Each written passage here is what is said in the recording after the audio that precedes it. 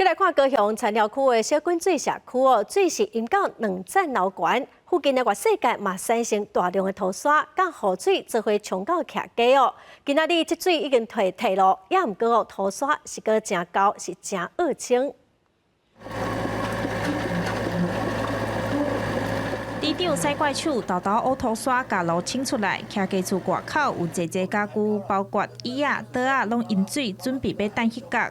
田寮小滚水社区居民真正讲风台天，大水甲大量的清灰含土沙灌入去厝内面，到搭水是拢退啊。毋过居民是无用咧清理遮的土沙，若无赶紧清，到时电器就歹处理。居民讲，即届灾情是比8八风灾搁较严重。30年来有3次到将近2楼，平常都是到膝盖肚窄。伊的水浸透了8个小时以上，以前呢1-2个小时就完成了。小滚水社区会当讲是即届田寮上严重的所在，淹水悬度有要300公分，有30户受灾。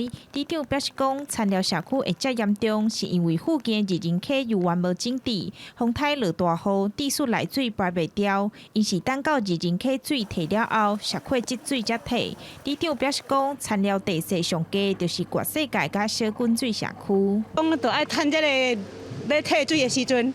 硬弄，然后水好出来。暂时这地疗专局讲要来做提防，讲啦，嘛无来做啦。田寮已经几若年无做大水遮严重，水利局表示讲，未来有规划会伫社区甲人溪之间起堤防，内水会用抽水机来抽，伫各世界美乐桥嘛会配合改建，阻挡溪水溢出来水流入去社区。